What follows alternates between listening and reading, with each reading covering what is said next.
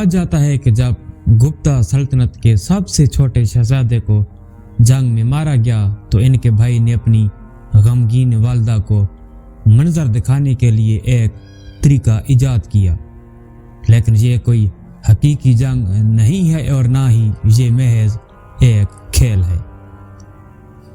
ابتدا میں اس کھیل کا نام چترنگا تھا، جو سنسکرت کے لفظ 4 حصوں سے آیا ہے۔ پھر جب یہ کھیل فارس میں پہنچا تو اسے شطرنج کے طور پر جانا جانے لگا۔ شطرنج جو کہ شاہ سے نکلا ہے، جس کا مطلب بادشاہ ہوتا ہے، اور چیک میٹ جو کہ شاہ مات سے آیا ہے، یعنی بادشاہ بے بس ہے۔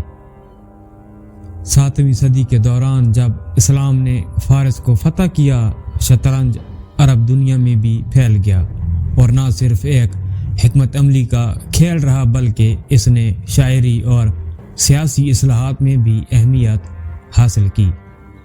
اس کھیل کو آزادی ارادہ کا نشان سمجھا جانے لگا اور مختلف حکام نے اسے اپنے ذہنی جواز کی علامت بنایا۔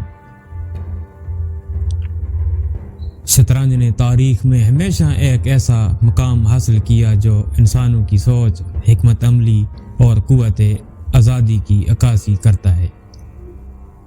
ناظرین، یہ تھی ہماری آج کی ویڈیو پسند آنے کی صورت میں لائک کریں، سبسکرائب کریں اور دوستوں کے ساتھ شیئر کریں۔